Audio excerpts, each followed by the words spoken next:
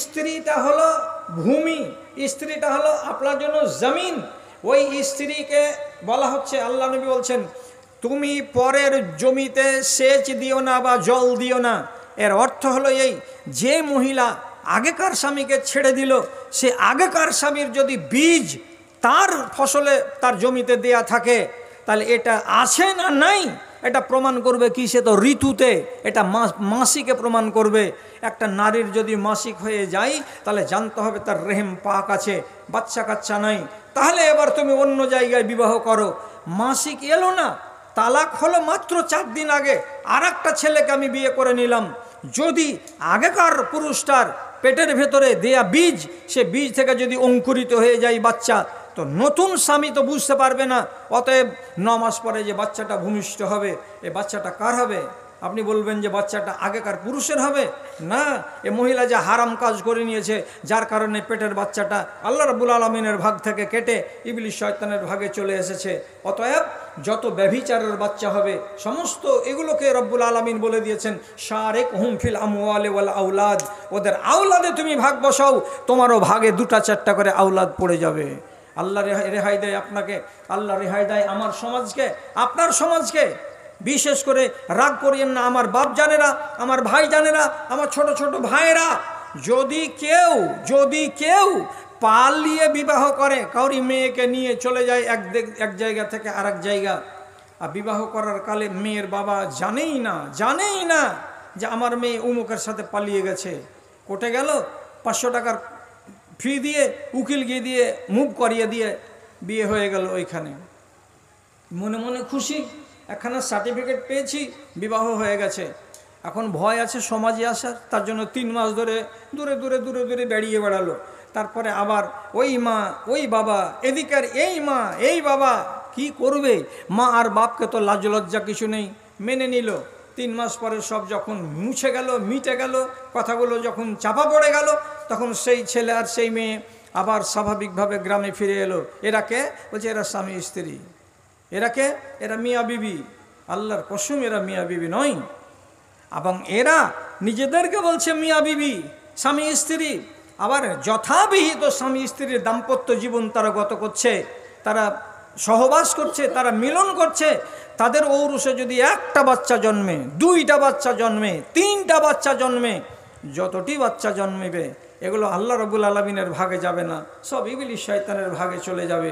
রব্বুল আলামিন আগেই বলেছেন, যতগুলো জেনার বাচ্চা হবে, অবৈধ বিবাহের বাচ্চা হবে, সবগুলো বাচ্চা হচ্ছে তোমার ভাগের।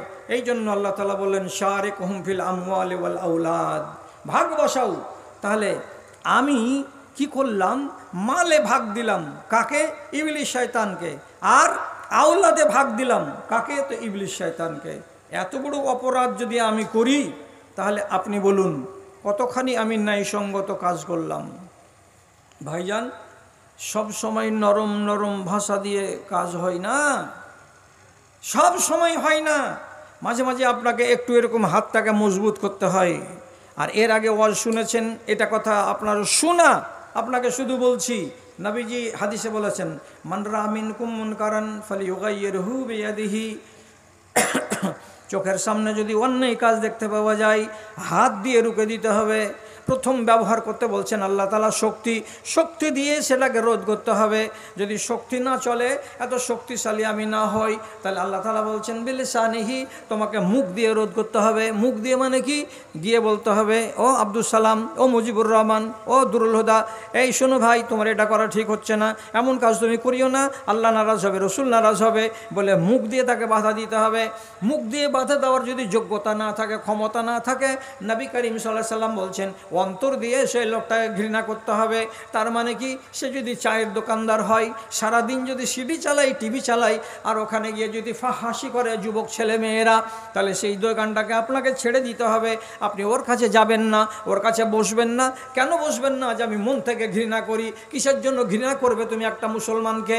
বলছে এই জন্য ঘৃণা করি যে তার কাছে যেতে গেলে ঈমান চলে যায়, এবং এই লোকটা অন্যায়কে আশ্রয় দিয়ে রাখে, অন্যায়কে প্রশ্রয় দেয়। যার কারণে আমি হাত দিয়ে রোধ করতে পারি না, মুখ দিয়ে কথা বলতে পারি না, তার জন্য অন্তর দিয়ে ঘৃণা করি। আর অন্তর দিয়ে যদি ঘৃণা না করি তাহলে দায় ঘাট থেকে নামবে না, আল্লাহ রাব্বুল আলামিন আমাকে ছেড়ে কথা বলবেন না। সব সময় নরম হলে চলে না, মাঝে মাঝে মাঝে মাঝে আপনাকে একটু কড়া হতে হবে, একটু টাইট হতে হবে, না হলে হবে না। কীরকম টাইট হতে হবে উদাহরণ কি আপনাকে দেব? আচ্ছা, আপনারা কি শুনেছিলেন বা পেপার টেপারে কোনো ভাই আমার নিশ্চয়ই শুনে হবেন যে এই যে ভ্যালেন্টাইন ডে ভারতবর্ষে চলে আসলো, আমেরিকার সভ্যতা। তো গত 3 বছর আগে 4 বছর আগে ভারতবর্ষের একটা হিন্দু সংগঠন ওরা জাগ্রত হয়ে বলেছিল এই সভ্যতা হলো লানতের সভ্যতা, এটা আমরা মানব না। অতএব আমরা পোস্টারিং করেছিল লখনৌ শহরে, মুম্বাই শহরে, বড় বড় শহরে, যে যদি কোনো ছেলেকে এবং কোনো মেয়েকে আমরা দেখতে পাই রাস্তাঘাটে যে এইরকম ওরা কুলাকুলি করছে বা আলিঙ্গন করছে বা ওরা প্রেম প্রীতিতে জড়িয়ে আছে মাঠে ঘাটে, তো স্বামী স্ত্রী হলে তো রেহাই। আর যদি জানতে পারি যে এরা কী করছে, ভ্যালেন্টাইন ডে মানাচ্ছে, তাহলে আমরা ফুলের মালা রাখবো, ধূপ ধুনি রাখবো, আর আমাদের কাছে সাধু সন্ত থাকবে, আমরা জোর করে ওই রোডের উপরেই বিয়ে পড়িয়ে দেবো।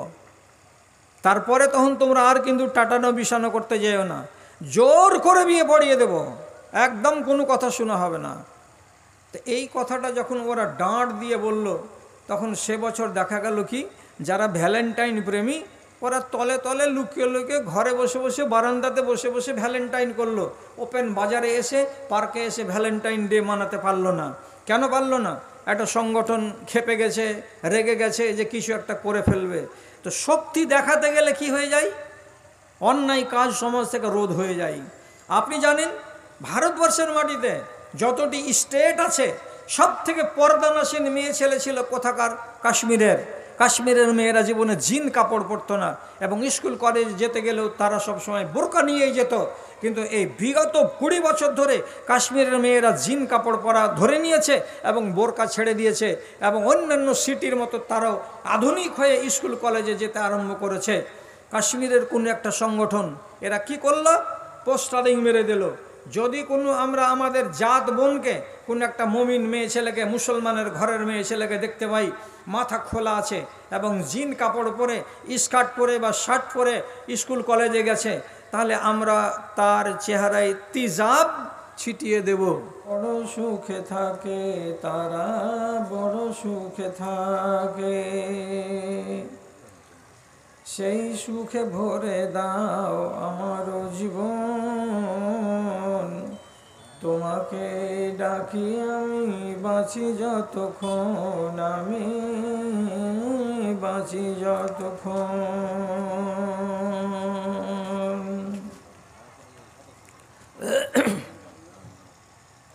শ্রদ্ধেয় সভাপতি সাহেব, সমবেত এই গ্রামের বিভিন্ন প্রান্ত থেকে দিনের দরদকে সাথে নিয়ে ও ইমানি জজবাকে বুকে নিয়ে উপস্থিত বিভিন্ন শ্রেণীর ছোট বড়, শিক্ষিত অশিক্ষিত আমার জ্ঞান পিপাসু ভাই এবং বন্ধুরা, তথা আড়ালে আলাদাভাবে স্ক্রিনের সামনে বসে থাকা অবলা সরলা আমার স্নেহের মা এবং বোনেরা, আল্লাহ রাব্বুল আলামিনের শুকরগুজারি করছি এবং তার সংক্ষিপ্ত স্তুতি বাদ গাইছি যে রব্বুল আলামিন আমার বক্তৃতার জীবনের এই যে একটা লম্বা পালা, সেই পালার শেষ প্রান্তে, অর্থাৎ আমি আমার জীবনের শেষ দিকে এসে গিয়ে আপনাদের এই গ্রামটাকে দেখার সুযোগ পেলাম। আপনাদের সাথে অনেকের কথাবার্তা বলার সুযোগ হলো। এই জন্য রব্বুল আলামিনের বারগাহে আমি বিশেষভাবে আল্লাহ তাআলার দরবারে আমি শুকরগুজারি করছি। আপনারা এখানে এসেছেন কিছু শোনার উদ্দেশ্যে, অনেকগুলো শোনা হলো, হয়তো কিছু কথা শোনা আর বাকি আছে। যে রব্বুল আলামিন আপনাকে এই সুযোগটুকু দান করেছেন, আপনি এই অজুহাতে আল্লাহ তাআলার শুকরগুজারি করুন। আমরা উভয় পক্ষ আল্লাহর কাছে ভালো হওয়ার আশায় তার কৃতজ্ঞতা জ্ঞাপন করছি মুহাব্বতের সাথে, আলহামদুলিল্লাহ। তারপরে তার আখেরি রাসূল রহমাতুল্লিল আলামিন বিপ্লবী জননেতা জানাবে মুহাম্মদুর রাসূলুল্লাহ সাল্লাল্লাহু আলাইহি ওয়াসাল্লামের উপর শত সহস্র দরুদ ও সালাম বর্ষিত হোক। আল্লাহুম্মা সাল্লি আলাইহি আল্লাহুম্মা বারিক আলাইহি। বিরাদরান ইসলাম, আমি যে বিষয়ের উপরে কথা বলতে যাচ্ছি তার আগে দু একটা কথা প্রাসঙ্গিক ভূমিকা স্বরূপ আপনাকে শুনে নিতে হবে। তা হলো এই, আমরা এই এক দুনিয়াতে এখন আছি, আমাদের কপালে আর একটা দুনিয়া আল্লাহ তাআলা লিখে রেখেছেন। এটাকে বলা হয় দুনিয়া আর ওইটাকে বলা হয় আখেরা। তাহলে দুইটি দুনিয়ার সাথে আমাদের সব কিছু জড়িয়ে আছে। দুনিয়া হলো দুই। তারপরে ভালো করে বুঝুন, আপনি যে বেঁচে আছেন তো আপনার কাছে দুটো জিনিস আছে। আপনার দেহটা মাটি থেকে তৈরি এবং এটা মাটি থেকে এসেছে, আর যে রূহ আছে এর ভেতরে, এই রূহটা এসেছে আসমান থেকে। এখানেও জোড়া। রূহ যদি দেহের ভেতরে না থাকে তাহলে দেহের নাম আলাদা, রূহের নাম আলাদা। দুজন এক জায়গায় হতে গেলে তার নাম আলাদা। দুটো জিনিস এক জায়গায় আছে, অর্থাৎ আমি দুটো জিনিসকে নিয়ে একসাথে চলছি। এটা হলো দুইটা, এটাও জোড়া। তারপর আল্লাহ রাব্বুল আলামিন বলছেন যে আমি মানুষের সামনে দুটো রাস্তা রেখেছি। ওয়াহাদাইনাহুন নাজদাইন, দুটো রাস্তা। তিনটে রাস্তার কথা আল্লাহ তাআলা বলেননি। একটা রাস্তা চলে যাবে সরল সঠিক হয়ে আপনার ভালো পরিণামের দিকে, একটা রাস্তা চলে যাবে আঁকা বাঁকা হয়ে আপনার মন্দ পরিণামের দিকে। তাহলে আমার চোখের সামনে রাস্তা আছে কটা? সেটাও জোড়া, তার মানে দুটা। এবার আপনাকে এটা মেনে নিতে হবে যে আমরা দুনিয়াতে যে আমলগুলো করি সেগুলো দুই রকম, তিন রকমের হয় না। একগুলো আমলকে বলা হয় নেক আমল, একগুলো আমলকে বলা হয় মন্দ আমল। তাহলে আমলের বেলাতেও দুইটা। তারপরে দুই আমলের জন্য দুই রকমের বিনিময় আল্লাহ রাব্বুল আলামিন ধার্য করে রেখেছেন। হয় ভালো আমল করে মরব তো আল্লাহর জান্নাতে যাব, ওটা একটা। আর মন্দ আমল করে মরব তো জাহান্নামে যাব, এটা একটা। তাহলে মঞ্জিল হলো দুটা, আমল দুইটা, মঞ্জিল দুইটা। আমরা এখানে দুইজন, আমাদের চোখের সামনে যে পথ আছে সেগুলো হলো দুইটা, আমাদের পরিণাম হলো দুইটা। এবার তারপরে কথাটা বুঝেন, আমি আমার আখেরাতে কোন জায়গাতে যাব সেটা আমার আমল প্রমাণ করবে। অন্যের আমল নিয়ে আমার আখেরাত তৈরি হবে না। আমাকে আমার আখেরাত তৈরি করতে হলে নিজে আমল দিয়ে তৈরি করতে হবে। এই জন্য রব্বুল আলামিন কোরআন মাজিদে বলছেন, মান আমিলা সলিহান ফালিনাফসিহি ওয়া মান আসাআ ফাআলাইহা। কেউ যদি ভালো কাজ করে সেটা তার নিজের উপকারে আসবে, কেউ যদি মন্দ কাজ করে তাহলে তার খেসারত তাকেই দিতে হবে, অন্য কেউ দেবে না। আমি যদি ভালো কাজ করে মরি তো যে পরিণামটা ভালো পাবো সেটা আমি পাবো, অন্য কেউ আমার আমলের বদৌলতে পাবে না। আমি যদি মন্দ করে মরি তাহলে এর খেসারত আমার বাপকে দিতে হবে না, মাকে দিতে হবে না, আমাকেই খেসারত দিতে হবে। তাহলে আমলের খেসারত বা আমলের পরিণাম ভালো মন্দ হবে আমার দ্বারাই, আপনার দ্বারাই। ঠিক আছে, তাহলে একটা কথা শিখলাম যে ভালো করতে গেলেও আমি আর মন্দ করতে গেলে আমি, পরিণাম আমাকেই ভোগ করতে হবে, অন্য কেউ ভোগ করবে না। কিন্তু কিন্তু তিনটা কথা মাথাতে রাখেন, অথবা চারটা কথা মাথাতে রাখেন, যে চারটা এমন কাজ আছে যেই কাজের কারণে আল্লাহ না করুক আমাদের কাউকে যদি নরকে যেতে হয় তো নিজের গুনাহের কারণে যেতে হবে না, পরের গুনাহের কারণে যেতে হবে। কোন কথা বললাম? আমি নিজে করিনি এইরকম কাজ, অথচ কিয়ামতের দিন আমাকে জাহান্নামে যেতে হবে পরের কারণে, আমার নিজের কারণে নয়। এইরকম কাজ কি এমন আছে দুনিয়াতে যে এইগুলো হয়ে থাকে? তো খেয়াল করেন, একটু কথার দিকে খেয়াল করেন। সহিহ হাদিসের ভেতরে পাওয়া যাচ্ছে আল্লাহ রাব্বুল আলামিনের নবী বলছেন, ইন্নাল্লাহা লা ইউআযযিবুল আম্মাতা বিআমালিল খাসাতে। এ গ্রামের 1000 জন লোক আপনারা বসবাস করেন, ছেলে মেয়ে। এই ছেলে মেয়েদের ভেতরে 4-5টা লোক আছে দাগি। দাগি তার মানে এদের কাছে ঈমান ধর্ম তেমন নেই। এই 4-5 জন দাগি লোক, এরা আল্লাহর গজবকে ডেকে আনবে, আর এদের কারণে গোটা গ্রামবাসী পয়মাল হয়ে যাবে, ধূলিসাৎ হবে, আযাবে গ্রেফতার হবে। তাহলে আল্লাহ রব্বুল আলামিনের নিয়মটা কেমন হলো? এই 4টা ছেলের কারণে আমরা গোটা গ্রামবাসী বরবাদ কেন হব? আমরা তো পাপ করি না, আমরা তো মদতারিতে নেই, আমরা তো বিশৃঙ্খলা করি না, আমরা তো অশান্তি করি না, ফিতনা ফাসাদ করি না।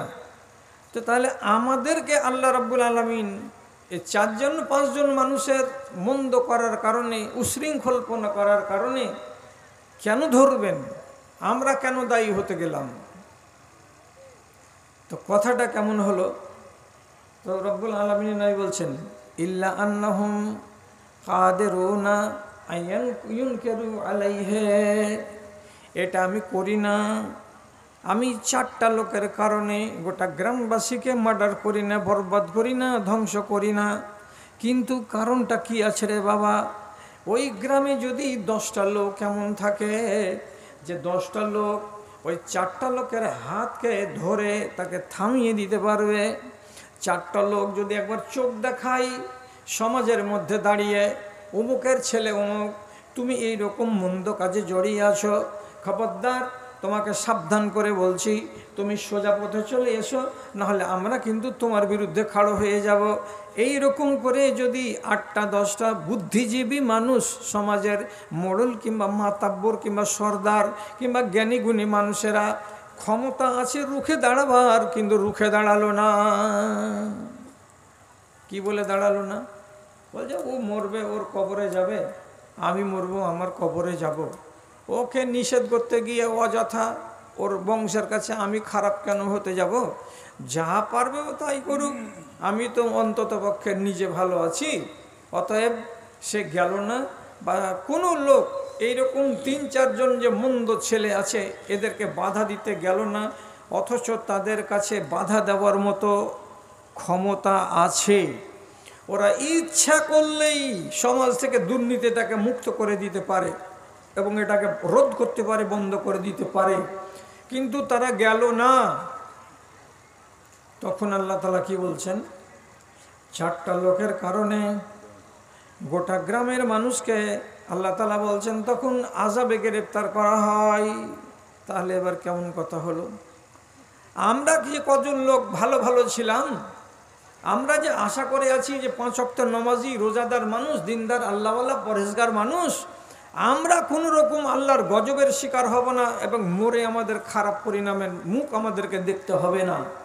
কিন্তু মরলাম কেন এইরকম আযাবে গ্রেফতার হয়ে? মরলাম কেন ভূমিকম্পে চাপা পড়ে গিয়ে? মরলাম কেন সাইক্লোনের কাছে নথি স্বীকার করে ঘর ভেঙে পড়ে, দেয়ালে চাপা পড়ে? কেন মরলাম এইভাবে? তাহলে পরের কারণে কিছু মানুষকে আযাব নিতে হবে, পরের কারণে কিছু মানুষকে আল্লাহর জাহান্নামের মুখ দেখতে হবে।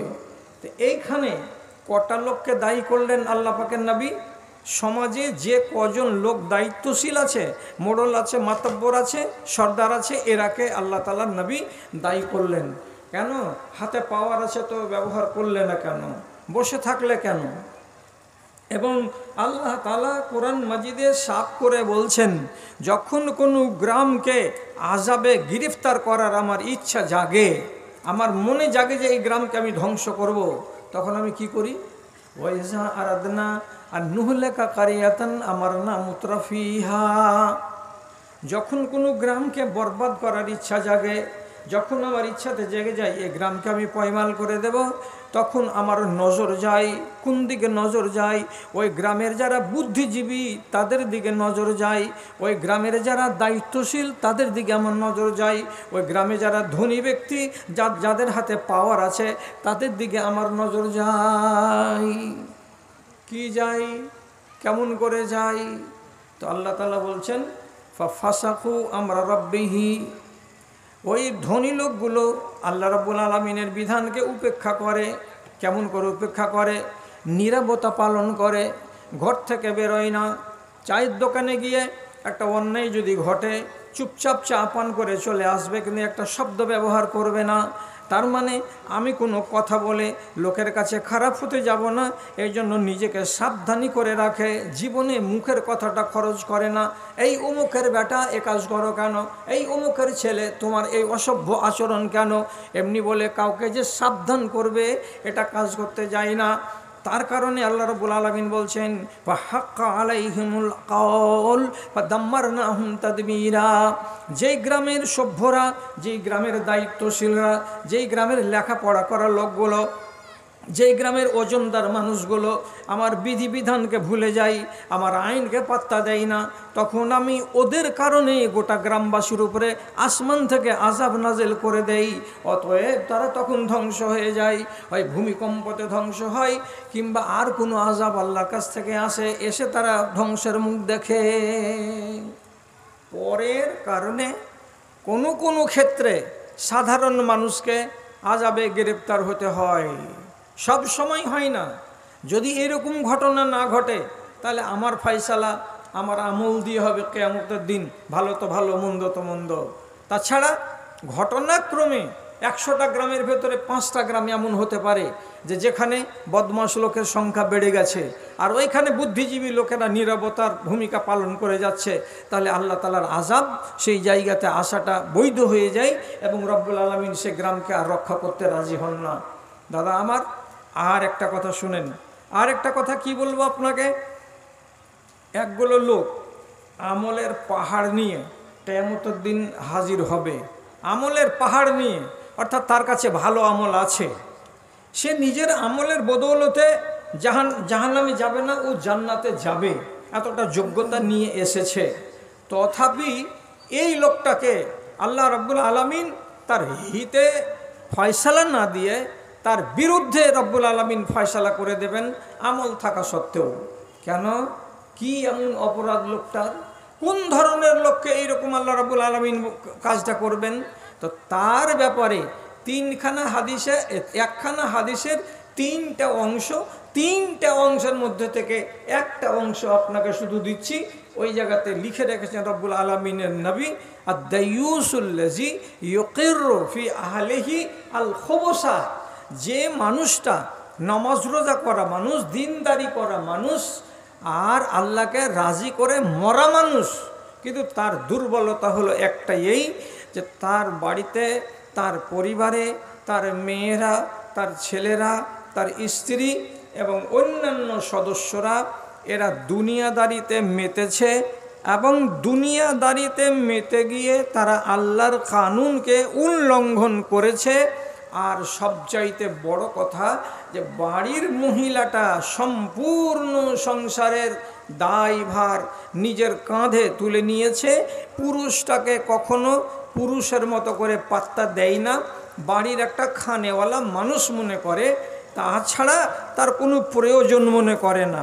মায়ের বাড়ি যাবে নিজের ইচ্ছাতে, বাজার করতে যাবে নিজের ইচ্ছাতে, কুটুম বাড়ি যাবে নিজের ইচ্ছাতে, স্বামীর কাছে অনুমতি নিতে হবে এ কথাটা তারা প্রয়োজন মনে করবে না। আপনার চোখ আছে, আপনার বিবেক আছে, আপনি নিজে হয়তো ঈদের হাট জঙ্গিপুর বাজারের কোন একটা শপিং মল থেকে ভালো ভালো শাড়ি ব্লাউজ নিয়ে আসতে পারবেন, কিন্তু আপনার আহলিয়া, আপনার স্ত্রী আপনার পছন্দগুলোকে জীবনে পছন্দ করে না।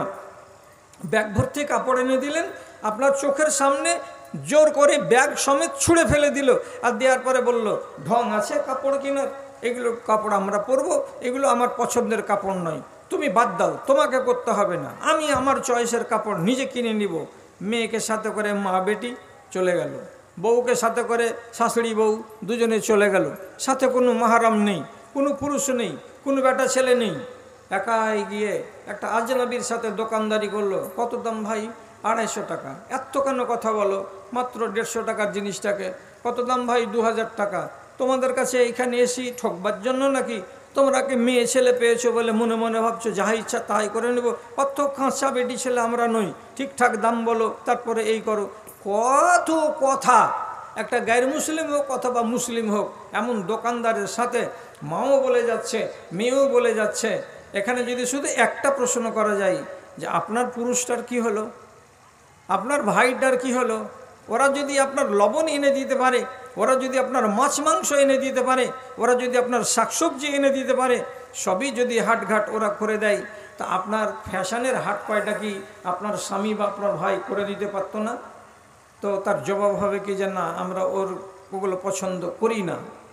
আপনি কি জীবনে সাহস করে বলতে পেরেছেন আমার পছন্দ যদি তোমাদের পছন্দ না হয় তো তোমাদেরকে বাজার যেতে হবে না? আমি বেঁচে থাকতে থাকতে তোমাদেরকে বাজার যাওয়া শোভনীয় নয়। পর্দার সঙ্গে জীবনে কোনো দিন বাজার করা যাবে না। বুরকা মাথায় দিয়ে দোকানে গেছি বলেই যে আমি পর্দানাসীন হয়ে গেলাম, তা জীবনে কোনো দিন হয় না। সংলাপ হারাম আছে। কার সাথে? আজনাবির সাথে। এটাও তো হারাম। এই জিনিসকে আপনি আমি রুখতে পারিনি, আমার দ্বারায় রোকা সম্ভব হয়নি। আমাকে আল্লাহ রাব্বুল আলামিন নাম দিয়েছেন তার নবীর মুখ দিয়ে, তাকে বলা হয় দায়ুস। দায়ুস মানে কি? এর তর্জমা হলো আল্লাজি ইউকিরু ফি আহলিহি আল খবসা। যে মানুষটা তার চোখের সামনে অন্যায় করবে, তার মেয়ে আর তার ছেলে আর তার স্ত্রী, কিন্তু তার শাসন চলবে না, একটা মুখের শব্দ ব্যবহার করতে পারবে না, কাচুকুচু হয়ে বসে থেকে যাবে, আর ভয়ে ভয়ে শুকড়ে থাকবে কি আমি যদি একটা কথা বলি তাহলে আমাকে 7টা কথা শুনিয়ে দেবে আমার গিন্নি। এই ভয়ে যে মানুষটা বসে থাকে, আর সেই সুবাদে তার বাড়ির পরিবারের লোকেরা অন্যায় কাজ করে যায়, যেটা মনে আসে সেটাই করে, এই লোকটার নাম হলো দায়ুস। এই দায়ুস ব্যক্তিকে প্রথম চান্সে আল্লাহর জাহান্নামে যেতে হবে। এটা কথা সত্য, এটা কথা সত্য। আর একজন লোক মদ পান করতে করতে মরে গেল, তাকে প্রথম চান্সে আল্লাহর জাহান্নামে যেতে হবে, এ কথাটা সত্য।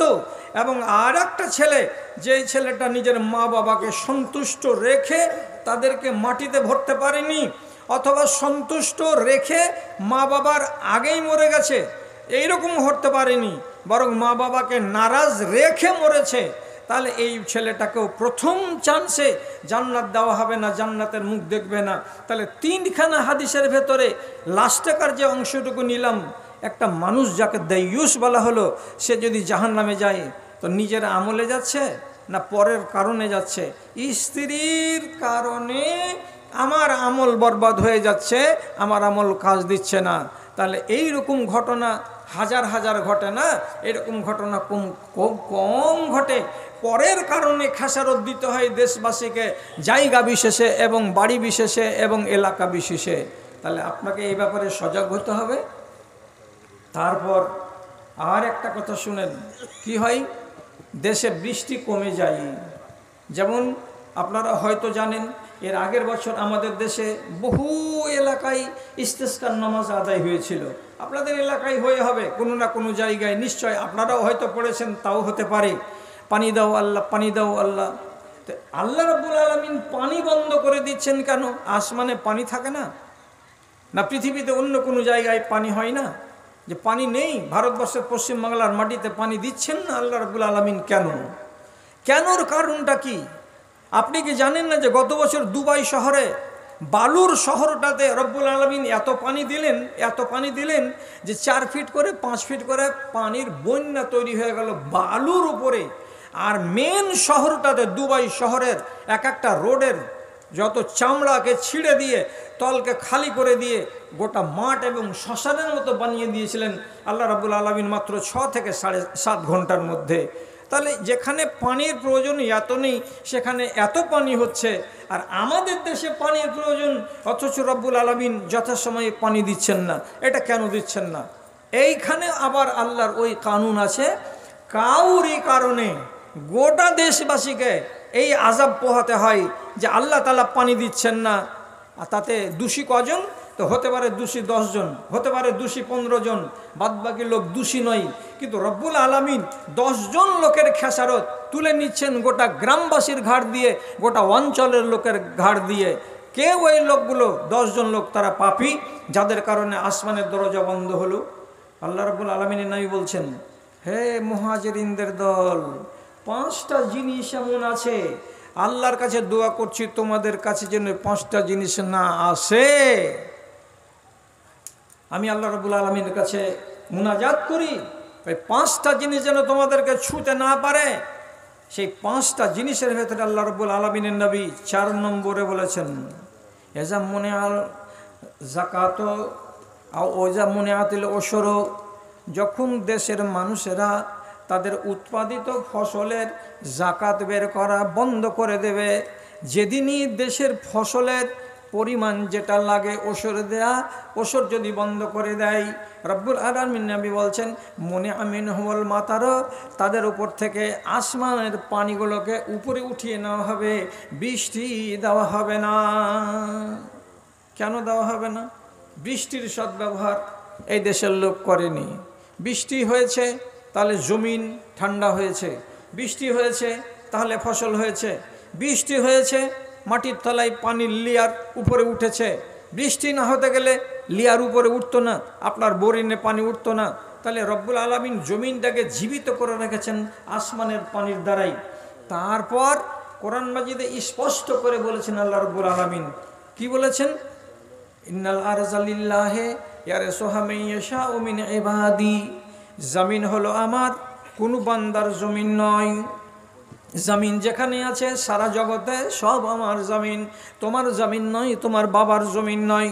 বাপ যতদিন বেঁচে ছিল তার নামে রেকর্ড ছিল, বাপ মরে গেল বেটার নামে মালিকানা চলে এলো, বেটা যতদিন বাঁচবে ততদিন জমিটা তার, এবং সে যেদিন মরে যাবে তার ছেলের নামে হয়ে যাবে।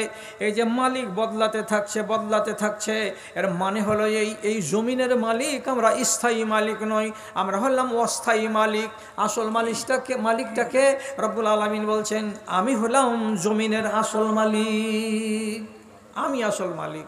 তাহলে জমিনের মালিক যদি আল্লাহ তাআলা সাব্যস্ত হয়ে যান এবং হয়ে গেল, তাহলে সেই রব্বুল আলামিনকে আপনাকে একটা বিধি অনুযায়ী তার জমিনের প্রাপ্য বুঝিয়ে দিতে হবে। এটা অন্যায় কথা নয়, এটা ন্যায়সঙ্গত কথা। আপনার জমিনটাকে যদি কেউ আধি করে, তো আপনাকে যদি যাই 4 মণ ভুট্টা আর ও যদি নিজে উঠিয়ে নেই 12 থেকে 13 মণ ভুট্টা, কেন উঠিয়ে নিয়ে গেল বাড়ি? যেহেতু সে আধি করেছিল আমার জমিনে, সার খাদ পানি দিয়েছিল বলে ওর হয়ে গেল ওইটি, আর এইটি হয়ে গেল আমার। তো আমার জমিনে আরেকটা লোক খেটেছে বলে ভাগ পেয়ে নিয়েছে, তো আমার জমিনে আমি পেলাম 4 মণ। তো আল্লাহ রাব্বুল আলামিনের যেটা আসল জমিন, তিনি কিছু পাবেন কি পাবেন না, এ কথাটা আমার মগজে আসছে না আসে না? আপনার মগজে কথাটা জাগছে না জাগে না? বলে হ্যাঁ মৌলভী সাহেব, ওসর কথাটা তো বুঝি, ওসর কথাটা আমরা বুঝি না এরকম কথা নয়। কিন্তু ওসরকে বুঝলে হবে না, ওসরের সাথে আপনাকে সৎ ব্যবহার করতে হবে। এটা হলো আসল দাবি শরিয়তের। কি নিয়ম আছে আল্লাহর শরিয়তে?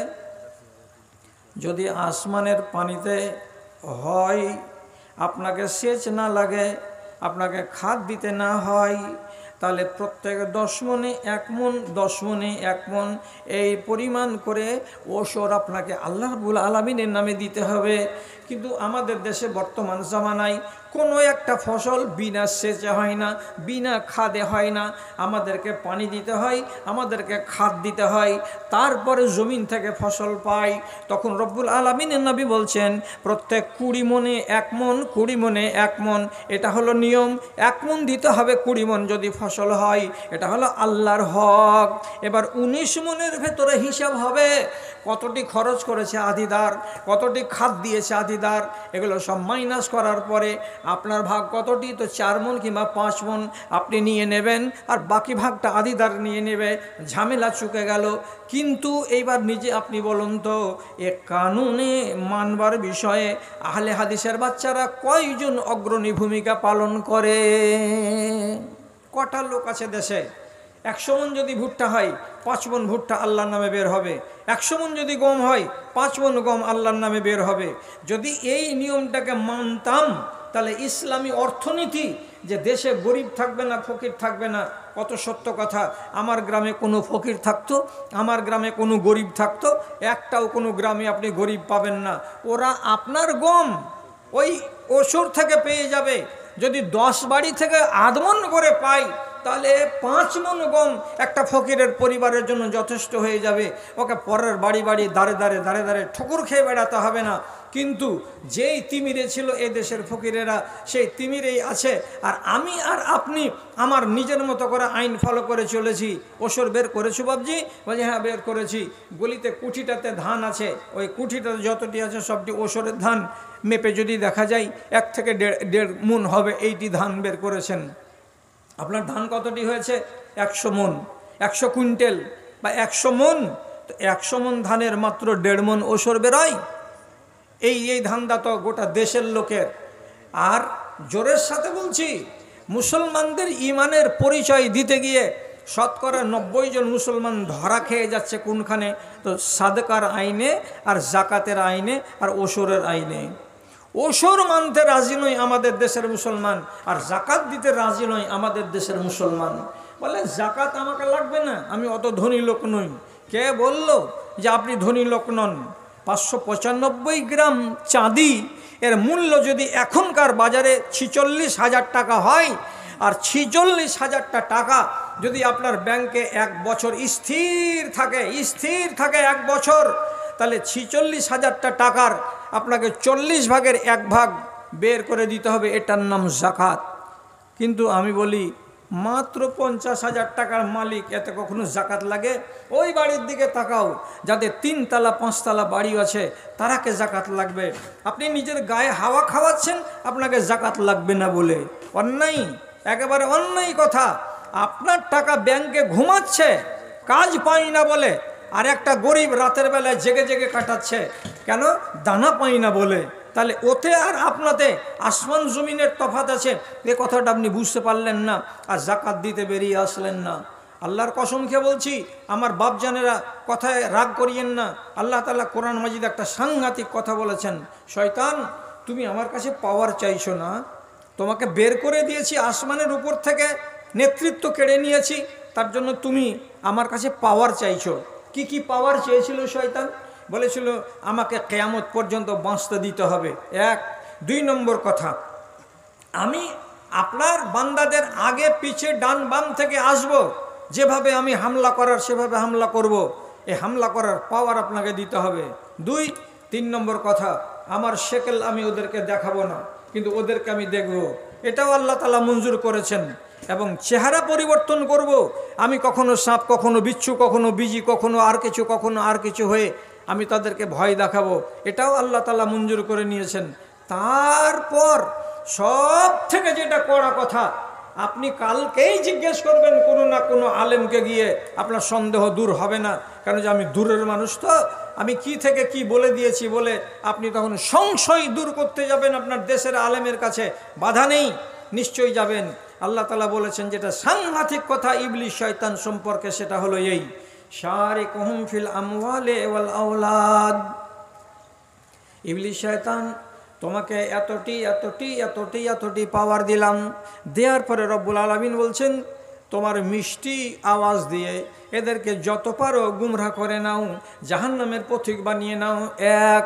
2 নম্বর আল্লাহ তাআলা বলছেন তুমি যদি পারো তো বানি আদমের মালে ভাগ বসিয়ে নাও, আর তুমি যদি পারো আদমের সন্তান সন্ততিদের ছেলে পিলেতে তোমার ভাগ বসিয়ে নাও। আমি তো মানবের আউলাদে তোমাকে ভাগ দিয়ে দিলাম, আমি মানুষের রুজিতে, মানুষের মালে তোমার ভাগ বসিয়ে দিলাম। যদি পারো তো ওদের মালে ভাগ বসাও, আর যদি পারো তো ওদের ছেলে পিলেতে ভাগ বসাও। কত সাংঘাতিক কথা। ইবলিশ আমার মালে ভাগ বসিয়ে নেবে, এটা সহজ কথা? ইবলিশ আমার বাচ্চা, আমার আউলাদের ভিতরে ও একটাতে ভাগ বসিয়ে নেবে, এটা সহজ কথা? এটা মেনে নেবেন আপনি? আপনি বলবেন কেমন করে, এটা তো আগে বুঝাও। কেমন করে এটা বুঝাতে গেলে আপনাকে সহজে বুঝে নিতে হবে। আপনার গোলাটাতে কতটি গম আছে? গোলাটা তো বড় সাইজের। আপনি বললেন এই গোলাতে আমার এই মোটামুটি 50 কুইন্টাল গম আছে। আপনার গম এটি, বাস ভালো কথা। 50 কুইন্টাল গমের ওসর বের হবে প্রতি কুইন্টালে প্রতি 20 কুইন্টালে 1 কুইন্টাল, তাহলে এখানে 2.5 কুইন্টাল মতো আপনার ওসর বের হবে, যেহেতু 50 কুইন্টাল আছে। আপনি ওই গমের যে গমটি এখানে ভরা আছে মাপ করে 2.5 কুইন্টাল গম আলাদা জায়গায় যদি ওসুর নাম দিয়ে বের করে না রেখে টোটালের ভেতরে ভরে দিয়ে থাকেন, যাই বলল মৌলভী সাহেব আমার বলো তো আমার, আর ওসুর বলো তো ওসুর, এখানে আমার এটি ধন রাখা আছে, এই 15-20 কেজি বাইরে আমি রেখেছি, যদি এমনটা হয় আর আপনার মাপ আপনার হিসাব যদি ঠিকঠাক না মিলে, তার মানে হলো কি আল্লাহর একটা অংশ যেটা ছিল সেটা আপনি ঠিকঠাক বের করেননি, নিজের মালের ভেতরে ভরে রেখেছেন। তাহলে এইবার আল্লাহ রাব্বুল আলামিন এই মানুষটাকে বলছেন শারিকুম ফিল আমওয়ালি ওয়াল আওলাদ, বানি আদমের মালের ভেতরে তোমার মাল তুমি নিজে গুছিয়ে নাও। ওই জায়গাতে আপনারও মাল আছে, ওই জায়গাতে 1 কুইন্টাল 1.25 কুইন্টাল মাল ইবলিশ শয়তানেরও আছে। ওই মালকে আপনি যখন ভাঙিয়ে খাবেন, হালাল মালের সঙ্গে টুকি টুকি টুকি টুকি করে আপনি হারাম মালও খাবেন। এটা কার মাল ছিল? তো এই মালটা ছিল গরিবের। এই মালটা কার ছিল? এটা ছিল ইয়াতিমের। মালটা কার ছিল? মাদ্রাসাওয়ালাদের। আপনি সেগুলোকে সব মেরে দিয়েছেন, যার কারণে ওখানে মাল 2 রকমের মিশে আছে, একগুলো হলো আপনার আর একগুলো হলো ইবলিশ শয়তানের। কে মানবে? কেউ তো মানে না এটা কথা। আচ্ছা, তারপরে আল্লাহ তাআলা আবার কি বলছেন? ওদের ছেলেপিলেতে ভাগ বসাও। তো ছেলেপিলেতে কেমন করে ভাগ বসাবে? আপনি জানেন না, আপনি জানেন না, আপনাকে জেনে নিতে হবে, শিখে নিতে হবে। আমার গ্রামে যদি আল্লাহ না করে কোনো একটা জেনার বাচ্চা পয়দা হয়, একটা জেনার বাচ্চা পয়দা হয়, তো যত জেনার বাচ্চা পয়দা হবে সমস্ত জেনার বাচ্চাগুলোকে তামাম মুফাসসিরিন বলেছেন এগুলো হলো শয়তানের ভাগের। এগুলো আল্লাহ রাব্বুল আলামিনের ভাগ অনুযায়ী তার কাছে আসেনি। কেন? যে স্ত্রীর পেট থেকে বাচ্চাটা পয়দা হয়েছে তাকে হালাল করা হয়নি, হারাম অবস্থাতে তাকে নিয়ে তার পেট থেকে বাচ্চা নিয়েছে। এই বাচ্চাটা রব্বুল আলামিনের পক্ষ থেকে নয়, এটা আল্লাহরই দিয়েছেন কুদরতে, কিন্তু ভাগে পড়ে গেছে কার? তো ইবলিশ শয়তানের। এমন বাচ্চা আপনি মনে মনে বলবেন না না না, এরকম বাচ্চা আমাদের দেশে হয় না। হয় না তো ঠিক আছে, হয় না। তবে আপনি একটা কথা বলবেন কি, একটা মেয়ে ছেলের তালাক হলো আপনাদের এই এলাকায়, আমাদের এলাকায় বহু জায়গাতে হচ্ছে। মেয়েটি খোলা করে নিল, কোর্টে নিয়ে গিয়ে খোলা করে নিল, 1 মাস ইদ্যত কাটাতে হবে। 1টা মাস ইদ্যত কাটাবার পর ওই মহিলা অন্য কোনো স্বামীকে বিবাহ করতে পারবে। কিন্তু সোমবারের দিন খোলা, তালাক হলো, মঙ্গল বুধ বৃহস্পতিবারের দিন বাদ দিয়ে শুক্রবারের দিন আর একটা ছেলের সঙ্গে বিয়ে হয়ে গেল। কেন বিয়ে হলো? কেন বিয়ে হলো? অথচ রাসূলে কারীম বলছেন